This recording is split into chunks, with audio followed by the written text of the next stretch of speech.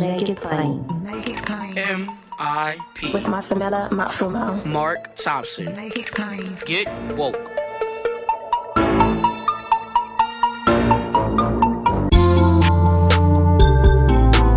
God bless you. Get woke. Folks, MIP is now COVID-free, meaning free to all subscribers as we navigate this pandemic. We're thinking about everyone, and we've got to get through this together. So for a limited time, no fee to subscribe to Make It Plain on your favorite podcast app.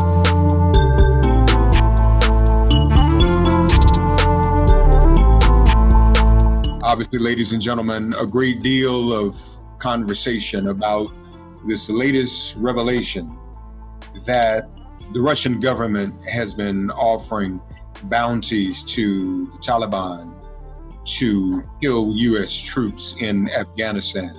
The New York Times has reported that the Trump administration was made aware of this by U.S. intelligence, or I guess as they would call it, the deep state. Nevertheless, they were made aware, and there have been no actions regarding this or no follow-up, which of course ought to be a great concern to many people. Have two very distinguished people on board with us today to talk about this. I'm going to do my best to introduce them. One is Army, one is Navy, so hopefully that's not going to turn into a thing between the two of them. But, you know, we'll see. But it's an honor to have them. And let me just say, you're also about to hear from two African Americans who achieved great success and rank in the military service. And as we discuss this racial reckoning, and as we go through this racial reckoning America is having right now, we do well to hear from African Americans of their stature, and do well to hear from African Americans in their roles. Let me introduce them both. First of all, he has had 30 years of dedicated uniformed service, commanding at every level from detachment to brigade, and served as senior intelligence officer at brigade, division, and corps, in addition to completing myriad other challenging assignments. He served in Korea, Kosovo, Iraq, Haiti, Afghanistan, and culminated his career with an assignment as the G2 18th Airborne Corps and deployment as Deputy J2 Combined Forces Iraq in support of Operation New Dawn. Happy to have with us Colonel retired Jasey B. Briley. Colonel Briley, welcome to Make It Plain. Thank you for being here, sir. We also have with us one whom you've seen quite popularly on MSNBC, former Senior Chief Petty Officer, former Arabic-speaking Naval Intelligence, Counterterrorism, and Intelligence Officer, specializing in the Middle East, combat veteran, survival, evasion, resistance, and escape expert, author, historian, 35 years in field and combat intelligence activity, including both covert and clandestine anti- and counterterrorism support to national intelligence agencies, member of the board of advisors at the International Spy Museum in Washington, D.C., honored as one of the noteworthy African Americans in espionage, and featured in the Academy Award nominated documentary Dirty Wars. MSNBC itself has labeled him one of the, quote, unsung national security geniuses of our time. He is presently executive director of the Terror Asymmetrics Project on Strategy, Tactics, and Radical Ideologies. Tapestry is the acronym. See Chief Petty Officer Malcolm Nance. Malcolm, good to see you again, brother. Thank you for being here. Always good to be here, Mark.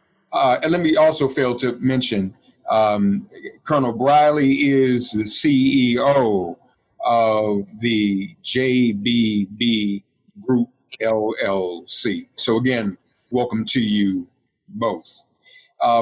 First of all, Colonel Briley, let's just speak in terms of immediate and gut reaction.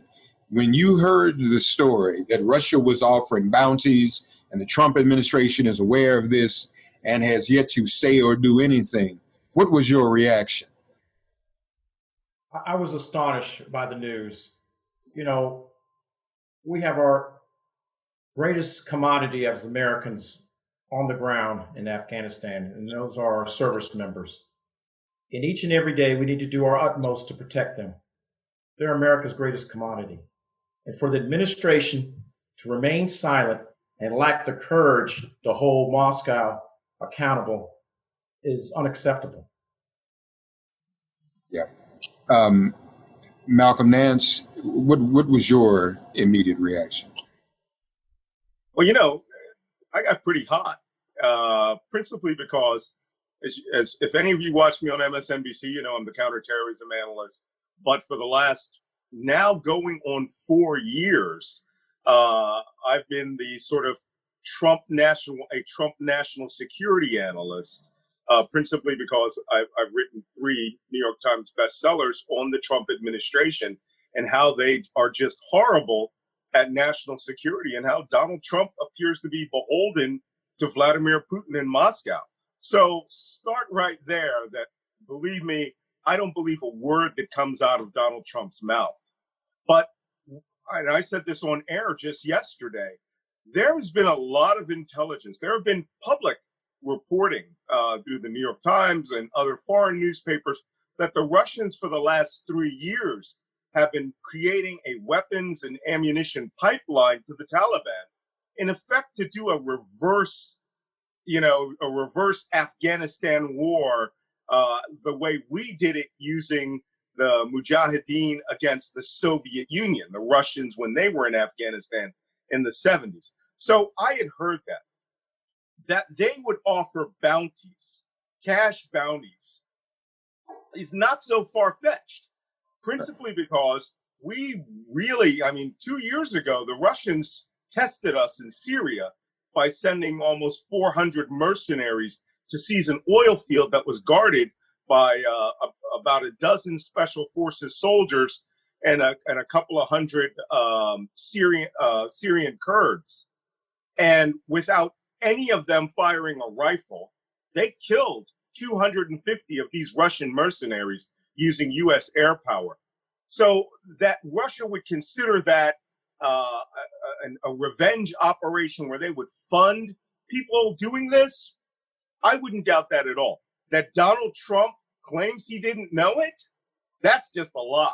There's just no way within our system he could not know it, or he deliberately ignored it or decided that he was going to cover up what he had learned. Yeah. Colonel Briley, you served in Afghanistan. How do you think any troops might be feeling after hearing this news? And this is the commander-in-chief. Can you talk to us about what might be going through troops' minds at this moment? Well, I have the advantage, Reverend, to worked in the White House and also, like you said, served in Afghanistan. So I kind of understand both ends of the spectrum, so to speak. And the troops, when we go to combat, we have the full faith and confidence in the U.S. government. And when news like this comes out, that confidence is shaken. And so they lack the trust, they lack the confidence. But now it truly is on the ground. the chain of command now has to step up on the ground and provide that void where the administration is supposed to provide that confidence. We've always known that the Russians continue to undermine our interests in the Middle East and the Southwest Asia. That's a given. And we know that Moscow continues to provide that financial and material support. But now, material support to the Taliban and other Islamic militants. However, now with the bounty, that takes it to another level, because now our heads are on a platter, not only ours and our allies. That's the other thing. And for our administration to deny not hearing this, and like I said, I worked in the White House, so I know that PDB, which is the Presidential Daily Brief, had to be in there. There's no doubt in my mind. And with the intelligence architecture that we have in place, which is one of the best in the world, it had to inform our leadership. Mm-hmm. For our leadership to deny that, it's truly disgusting. Let me make a point here, Mark, real quick. The colonel's absolutely right. The intelligence architecture is not designed to let little things like this, even if it's a rumor, okay? Battlefield rumor, bizarre, talk down at the souk, these are the sort of little tidbits that we get all the time. But, the world that I come from, which is this sort of weird, signals intelligence, monitoring communications and, human intelligence, where you're actually talking to people on the street because I look like them and they trust us. Okay. That fuses together into this, all source intelligence, as the colonel is an expert in, where we get pictures. We find caches of extremely large quantities of money of $100 bills that were taken out by the Russian central bank, for example, because we know where every one of those bills are. And these sort of things, when they get put together into one picture, there is a special flash traffic communication system at each agency that pushes that information to the president within 10 minutes. And a report where they verify, after doing a special mission where they find money from a financier and they interrogate these Taliban militants who are like, yeah, we kill you guys, we get X number of dollars, and it comes from our special friends who speak Russian. That should have been in the hands of the president within that 10 minutes. That is a fundamental change in the political dynamic between two nuclear powers. Mm. And, no one's going to not say that to the president, even if they put it in the PDB. That should have been read to him when it was first found out. So there's no way he can deny knowing this, is what you're saying. He can deny knowing it. He can't deny being told or being informed because of the system you just laid out. Well, I was on with the New York Times reporter who broke this story, Charlie Savage, yesterday, and he said very clearly, they are dancing around the word briefed, okay, as opposed to spoken about or told or, handed to on a piece of paper. They're using the phrase briefed as if the CIA or the DNI briefer came in and specifically read him all the particulars of this, or if it was in the presidential daily briefing. Doesn't matter. The information went to the top authority. I'd like to hear the colonel's thoughts on that. Yeah, so Reverend, like Malcolm was saying, and you got to keep in mind, this took place several months ago. This just didn't happen. It's just hitting the press now. This took place several months ago when it was probably briefed or told to the commander-in-chief.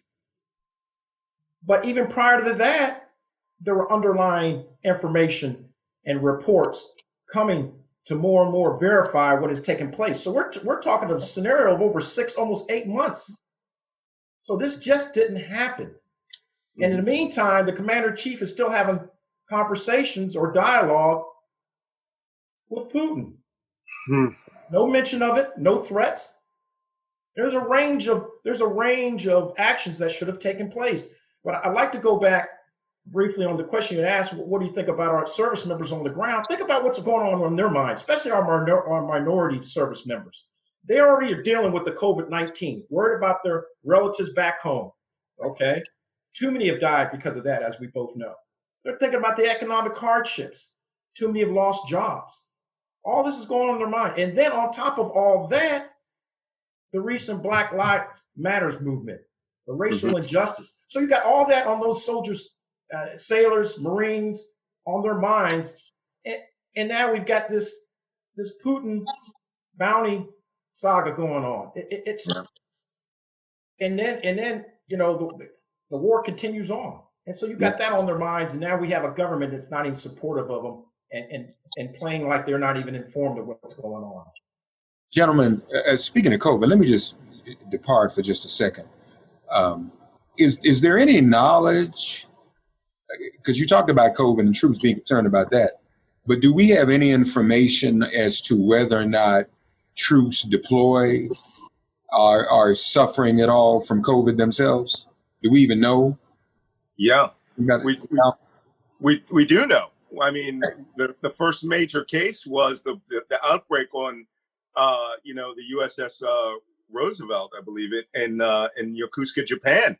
They've had over 1,000 sailors were sick with COVID-19. It took an aircraft carrier out of operation for the most part because of that. But what you're not hearing about are the cases that are happening on Army bases, Marine Corps stations, principally because early on they weren't doing anything because they didn't receive orders to do anything. There was a lot of joking around on the military web, on military Twitter about where people were saying, hey, we don't have any masks, and family members were making them up and sending them to them.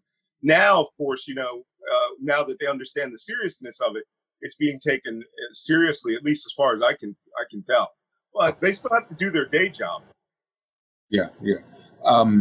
So, Colonel Jasey Briley, you were talking about what the commanders in the field have to do to address morale. But still, that has to be very difficult under these circumstances, because where do those commanders get their morale from now? Right. Oh, it's definitely a challenge, because now those commanders are looking up above them and like, whoa, who has my back? What are we doing here? What do I pass on to my subordinates? How do I make them feel confident? How can I make them motivated to continue on with the daily mission? And so it's very, very challenging. Yeah. Malcolm, does this further confirm your hypothesis, if not proof, that Trump is an agent, unwitting or otherwise, of Vladimir Putin? Well, I have to clarify some of the terminology here because, I get this from the right wingers all the time that I call Donald Trump a Russian agent. Agent is an actual technical term of art. That is a person who is actually in pay of a foreign power, who has signed a contract and knows that he is an officer, a person that collects information and returns it to a trained intelligence officer. Donald Trump, the problem is when you look at Donald Trump and you know that Vladimir Putin is a trained intelligence officer. He's technically the spy in chief of Russia, and he is handling an American president in such a way that this president is not just deferential to him, he's obsequious. And that means, by the way, slavishly devoted to Vladimir Putin, to the point where he has put U.S. interests behind Russia's interests many, many times. And that's why he's and his staff are claiming ignorance on this one, because the other side of this is not ignorance, it's treason. And when you consider that, I never say that, he's a traitor either. He's betrayed the country. I have a whole book called, The Plot to Betray America, but principally because he cares more about money than he does anything else. And I jokingly said when I heard this story that they were paying bounties, was Donald Trump getting a cut? Well, the way that he thinks his making Vladimir Putin happy supersedes the lives of American citizens. And so in his mind, this is a no, it's the sort of thing he'll say, those liberals in the military did this. Well, Donald Trump, by the way, has a 48% disapproval rating in the military. I think his approval rating is like in the mid-30s, about where it is nationally. Military people don't like stupid people. We don't suffer fools gladly. Stupid gets you killed. Yeah. All right.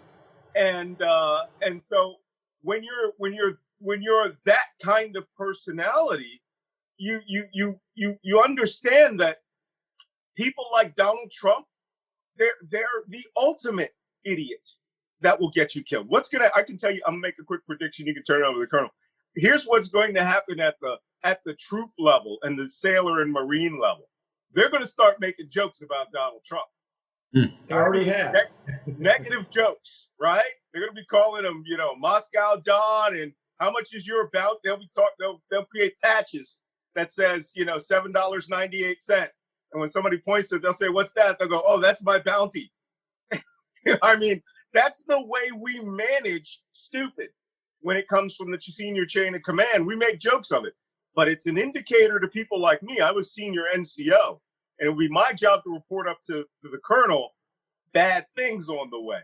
And jokes like that, which bolster morale, are also signs of a corrupted chain of command, because they will lose faith in whoever's giving those orders and the officers above that pass them down. Yeah. Reverend, let me pick it back on something that Malcolm stated too. And I don't think most Americans really don't understand or get this. Putin was a trained human agent, a trained one. He's a retired lieutenant colonel, trained in the GRU, well experienced. So he's running circles around our commander in chief, which is sad. He's running circles around. And so you have that going on. And then, oh, by the way, our commander in chief is putting, of course, his equity far beyond what his equity should be, which is the American country. Mm-hmm. Mm-hmm. One last point, Mark, about Putin. I went to his office that was formerly East Germany in the city of Dresden when I researched my last book. I wanted to feel the collection environment that he had as a trained human intelligence officer. It was a small little villa on the north side of Dresden that survived the firestorm and everything. This guy's job was to make traitors out of people who came from the West.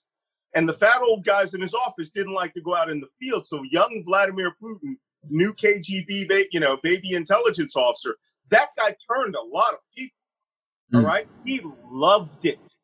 And they found the record book of his, activities with the East German Stasi. But when East Germany collapsed, you know what the first thing he did? Everybody filled their cars with sausages and food and drove back to Moscow. He went and got the book of turned agents that East German intelligence had done. And they say in the post-war, in the post-collapse, he used it to blackmail people. Wow. So now he's got a president of the United States under his belt. So to be clear, and I know he's not an agent by your definition, but refresh my memory on the spectrum. It stars an idiot, and starting from the bottom. Starting from the bottom, all right, you have a useful idiot. Okay, right. That's like Glenn Greenwald. These guys who all praise Russia because they lived there for a while, and they think that they understand Russia. In fact, they're doing Russia's bidding.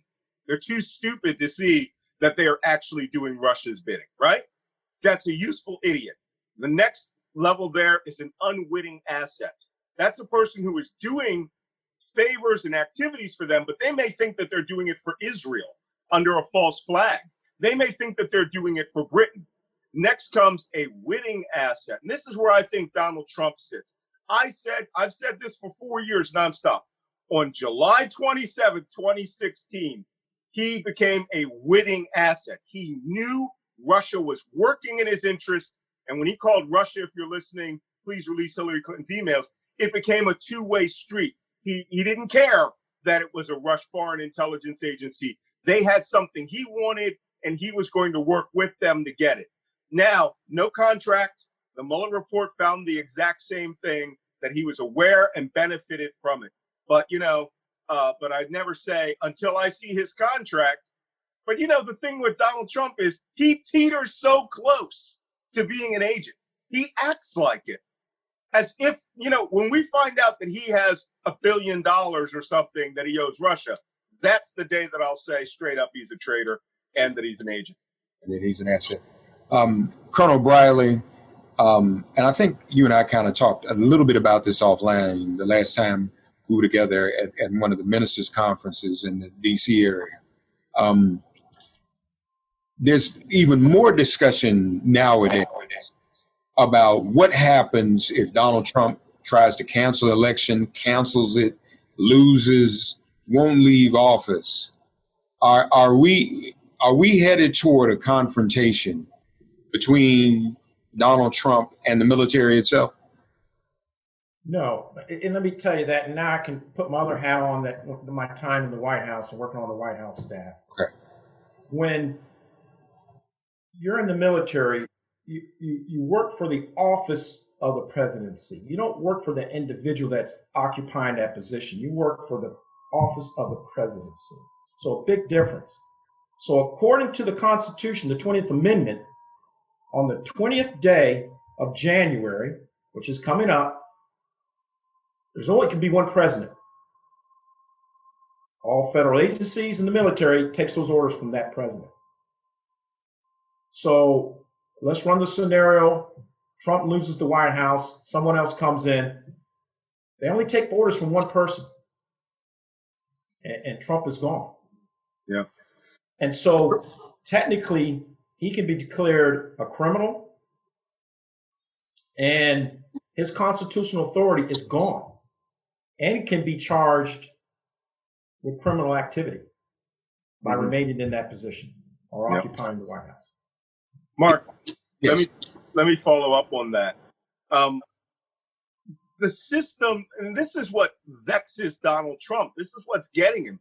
There is a system, and there are laws, and there are faith, and people who are beholden to this system. And like you said, here's some of the things that you're not going to notice that are going to happen whether Donald Trump wants to or not, right? About 3 weeks before, the inauguration, if he loses the election and Joe Biden becomes president, the movers are coming to the White House, okay, for his PCS, his permanent change of station move. They will say, hey, we're coming on this date and we will move whatever you designate, but it must be moved, right? It's got to move out of the White House. The Secret Service, the minute Joe Biden gets his nomination, and there was this talk just yesterday that the Democrats should just do an informal virtual nomination today, and Joe Biden could be the Democratic nominee, which means he goes back. He still has right now Secret Service protection, but he will go to presidential level Secret Service protection the day he's nominated. And he will start getting, Joe Biden right now gets his top secret SCI, PDB level briefs, but then he will be getting all of the same intelligence as Trump for the most part once he becomes the nominee. No one is going to stop doing that, because now it will be fascinating there, Colonel, if Donald Trump orders people not to do this. Well, it's funny you should bring that up, because as we speak right now, both the Trump administration and some of the designated administration for Biden have already started, they're supposed to, according to the calendar, have already started collaboration on transfer. That has to go on. Just like Malcolm was saying, there's certain things that have to take place even as we're speaking right now. And in the month of June, things have already started to transition. And I heard from one source, it's been a struggle with the Trump administration doing taking some of those actions.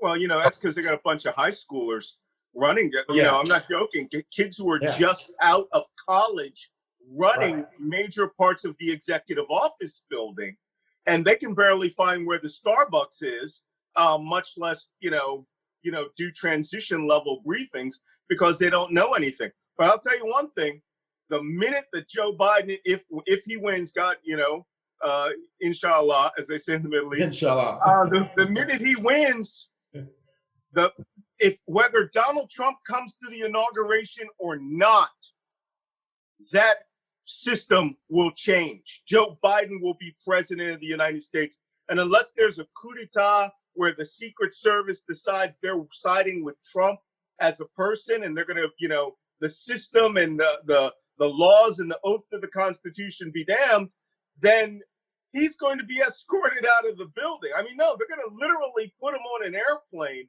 and fly him to Mar-a-Lago. But his security team will transition instantly, whether he wants to or not. The military will nullify his biscuit, right? His nuclear command codes instantly. That stuff is going to happen. It's going. And one thing I want to add to that, Malcolm, we talk about the Secret Service protection. So now his whole family gets covered. When he leaves office, only he has coverage. None of his wife doesn't have coverage, the first lady, nor his kids. It's just the president once they leave office. So now, what you all have any insight on what happened when the military commander who followed him on that little church jaunt he did, when he sashayed across the street to the church, and then that military commander later apologized. I forget his name. General Milley.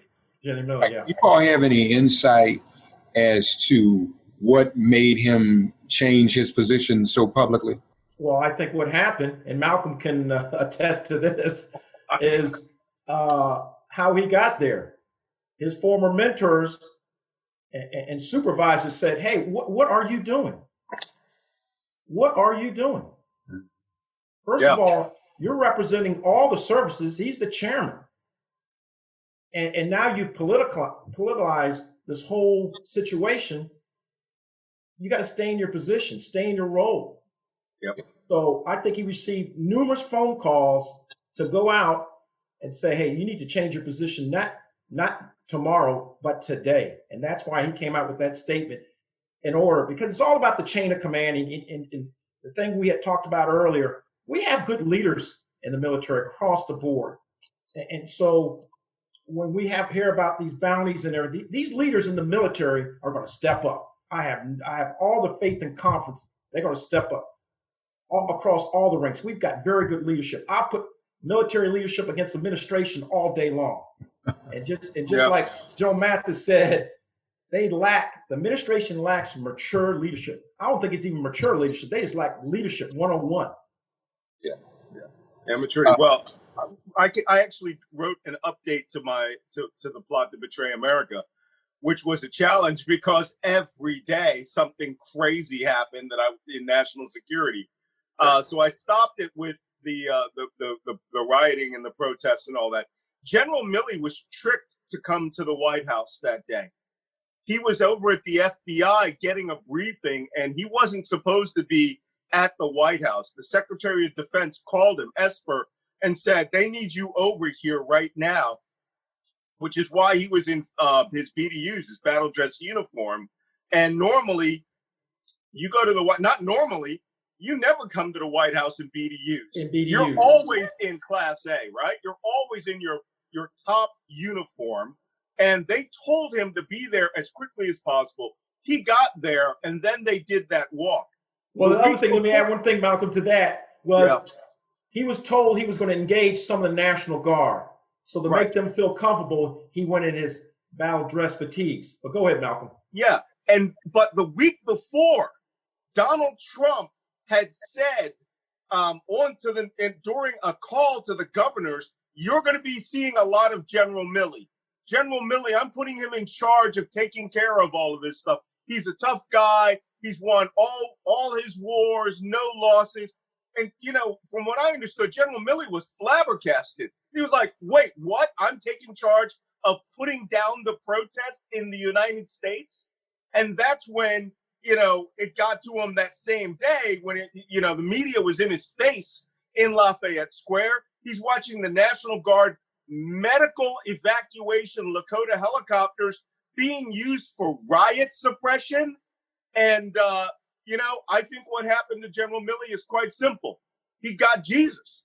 I mean, he found Constitution Jesus, with the one that he swore an oath to defend the United States and not be political.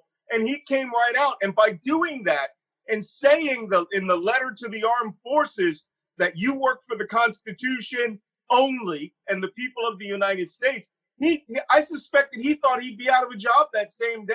He did. But you know what? As chairman of the Joint Chiefs of Staff, like the Colonel said, you represent all the armed forces. The armed forces are not a vehicle to attack the American public, and that's why between him and Esper, all those active duty Army units from Fort Bragg and Fort Drum were pulled out within days. Let me speak on that, Reverend. Yeah. So we had both of those former units I was assigned to. They had a unit from the 82nd, Fort Bragg, and then a unit from 10th Mountain.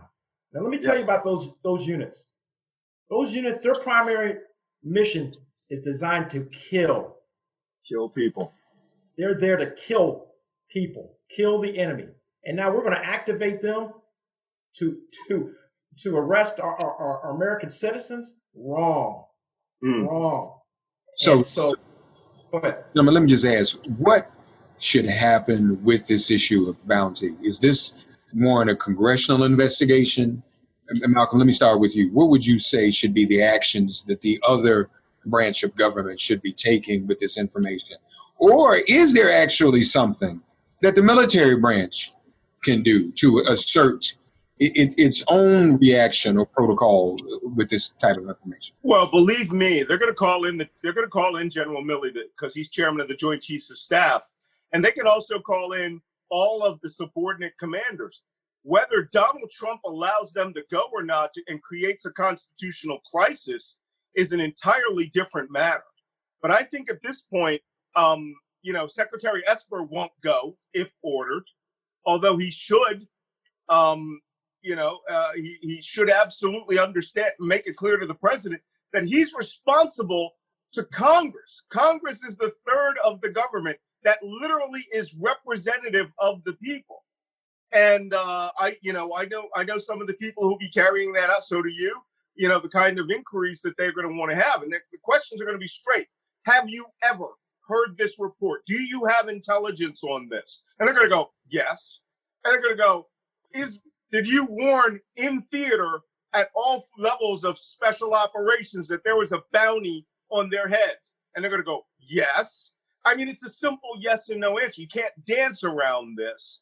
And they're going to say, do you believe U.S. service members were killed? Did you receive any intelligence reports from Afghan militants that you've captured, that they killed Americans and got paid? And they're going to go, yes. And then at that point, the administration, well, we already know you can't believe a man who is literally the most documented liar in history. Mm-hmm. That's a fact. Yeah. Donald Trump. Colonel Briley, do you want to respond to that? And let me just ask this in this context too. So from my understanding, intelligence officials inform the administration of the bounty. When would the Joint Chiefs, if at all, have been informed? How does that work? Does intelligence go to the administration and the military? It should be simultaneously on both, parallel. So while Congress is getting informed, DOD should be getting informed, and it works both ways. Now, what should they be doing? Well, strategically, you have sanctions, you have diplomatic warnings, and then one big thing he could do right away is like, Putin, you're not coming to the G7 conference. Done. But he invited him. He invited him, right? Yeah. Now he invited him, what, just about a month ago? And how long ago did I tell you we learned about this bounty? What, at least 3? March. There you go. So that's at that level. And then we come down to the tactical level. First and foremost, we need to look at our what we call ROE, our rules of engagement, because of what's changed on the ground. And then second, we've got to change our targeting priorities. Yep. We've got to go after these Islamic militants and the Taliban leadership. So will those priorities change on the ground anyway? Is there a chain of command on the ground, regardless of what Donald Trump does?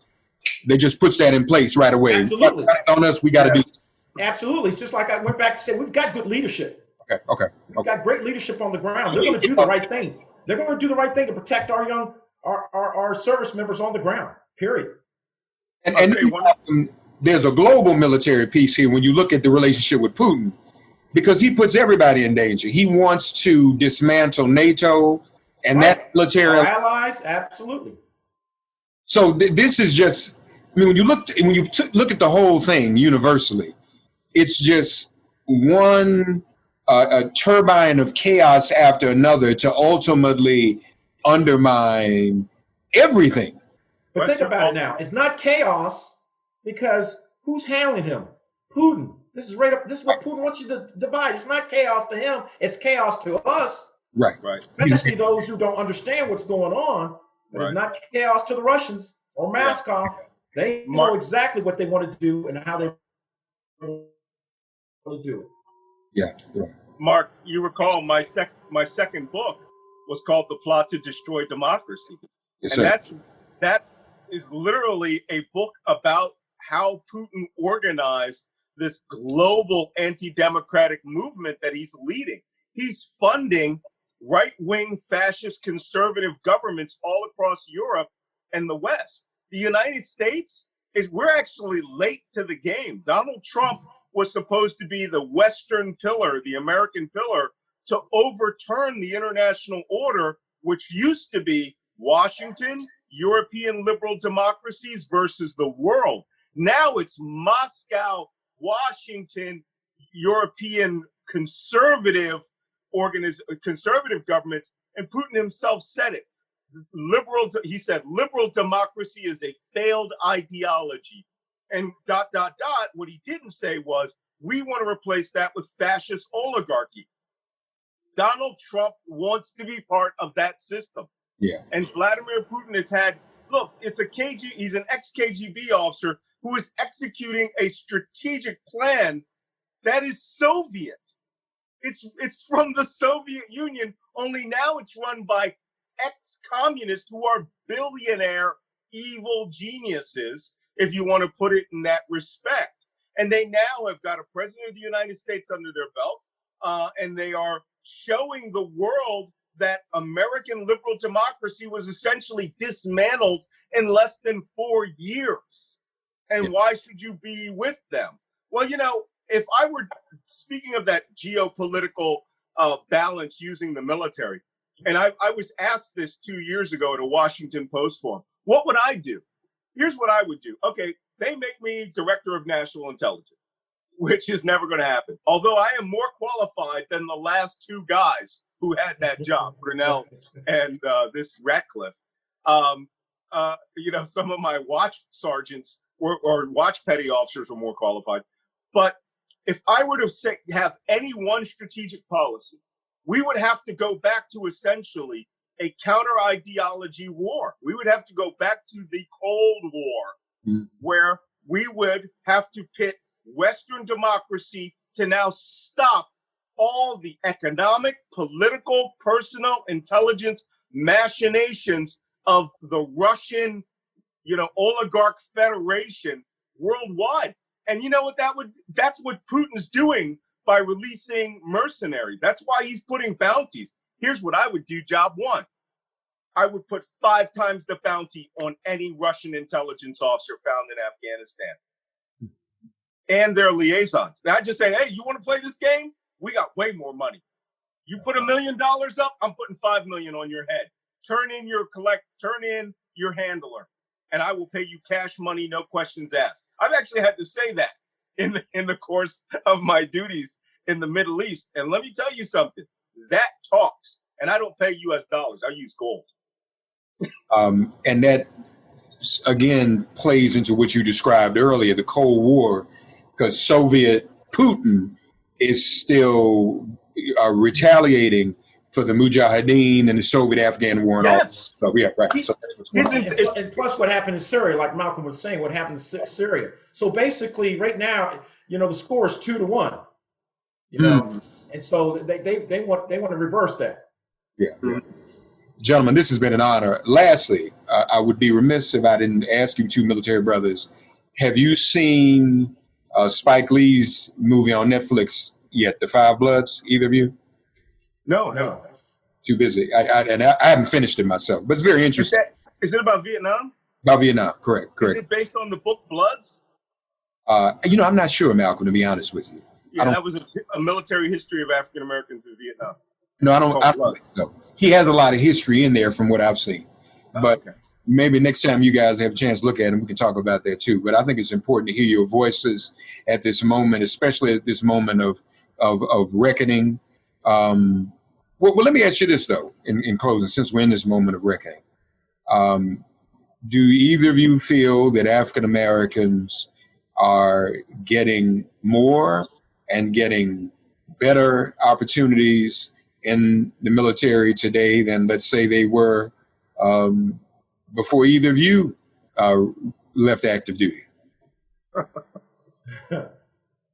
Well, I'll let the colonel go first. Yeah, it's worse. Reverend, it's worse. Let me give you an example. In my career field, we haven't had a general officer in the Army intelligence for close to 30 years.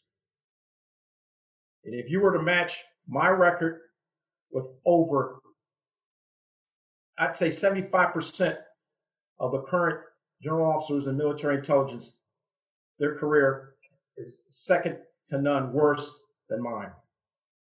So, I mean, it's worse for a number of different reasons. I won't get into it today, but the opportunities are not there. They only promote folks that look like them, act like them, talk like them, and it's gotten worse. And I've had several discussions with a lot of the Army leadership, and we've got to do a way better job, and it's called building a bench. You got to create them. You got to make them. If you don't put the time and effort, there won't be. And that's what the Army's got to that state. I think we only have one African American 4-star in the Army today. One 4-star. That's sad state of affairs, especially when you talk about numbers. And like I said, we have 0 in military intelligence in the Army. No general officers. Haven't had one in 30 years. That's criminal. That's criminal. I'll turn it over to Malcolm. That's a whole different topic that I could talk all day on. Well, I'm glad you're talking about how it is today. When I came in 1980 or thereabouts, I came into a very, very highly specialized world, right? Cryptology, code breaking, which is smaller, the smallest component of the entirety of the naval intelligence community. The Army is a little better at that. I can tell you how many African Americans I saw in the first 5 years. 3. And I knew them all. So, one was a communicator, another one was an Arabic linguist.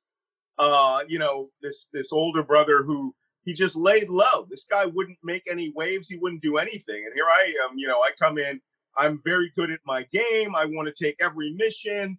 I do every operation there is. And, by the time I left the military, I could tell you in 2001, in the run up to 9/11, I could tell you how many Arabic speaking, including one guy who was raised in Saudi Arabia, who I told many times, quit, get out, go to the CIA. You're in the wrong agency because they will at least use you. At that time when I left, there were 6. So it had doubled over 20 years. But we face some pretty harsh racism. If you're interested in more, Mark, this week on the 2nd, we're doing the Spy Museum's doing a discussion on race and intelligence with some former CIA officers and NSA people and me, which I call Black Spies Matter. But I would like to think that within the war on terrorism, it got better. And now, Colonel, you're making me cry. Yeah, it's sad. It's very sad. So when we see the new Black Air Force Chief of Staff, I mean, that's just a position. And people see that and they think, oh, a thing must be. But what you're saying is when you look at the whole picture, it's really not. It's really not. Yeah, few and far between. I think, the military is this stovepipe world where, the phrase central casting means a lot to them, right? So, whether you look like a flag officer or not. I remember meeting 2 Marine generals And they look like exactly what I expected African-American Marine generals to look like, right? They just terrified me. But the rest of the armed forces, I mean, even though the Air Force Chief of Staff, technically, why isn't he Chairman Joint Chiefs of Staff next, in the next administration? It's not just about equal opportunity. It's also supposed to be merit-based. Right. And I put it, Mark, you've seen it. Colonel, I put in a lot of time. When I retired pre-9/11, I had 36 medals or ribbons, right? Including 2 combat action ribbons, which were unheard of for cryptologists, right? And I had created this whole program that put cryptology in Navy special warfare. And to this day, I get people who call me fake, who go through the right wing requisition my DD-214 so that they could go through it medal by medal, award by award, action by action, and say, you didn't do anything. Yeah. Even this day, you got to go up against that. But you have, guys like Jack Posobiec, who was the guy who created Pizzagate and was kicked out of the Navy and made urinalysis officer. He works for OANN News, One American News Network. He's one of Trump's favorites. That's how it works against us. With the old phrases, we got to work 5 times as hard to get, half as far. And women do actually have a little bit of a leg up, I think, but it depends on what the activity is. But it's still not equal. And I would like to think that we could get smart people in there who could help. I mean, Reverend, in this day and time, I was still breaking the glass ceiling. Out of my 30 years of active duty service, my last 15 years, I was in positions as the first African American to have that position. That's sad. Every time, right? Every time. Every time. Folks, we want to thank our very special guests today and so appreciate the expertise. And we're also grateful for their service, especially as African Americans. We have a long history of service to the military. That's why we ought to be respected. And that's why our lives should matter as much as anyone else's. Colonel retired Jasey B. Briley. He's the CEO at the JBB Group, LLC, a global defense technology provider. And also our brother Malcolm Nance, not only on MSNBC, but he's the executive director of Tapestry, author of The Plot to Destroy America and The Plot to Destroy Democracy. Gentlemen, again, thank you for your service, and we appreciate you both. Let's do this again sometime. Thanks. My pleasure. Thank you both. All right. God, you are our refuge. Send our ancestors to guard our doors. Cast out this virus from our communities and our bodies. Heal, bless, and protect everyone listening and their loved ones. Thank you for listening to Make It Plain and Get Woke. Remember to listen, like, and subscribe on Apple Podcasts, Spotify, and wherever you get your podcasts. If all minds are clear, it has been made plain.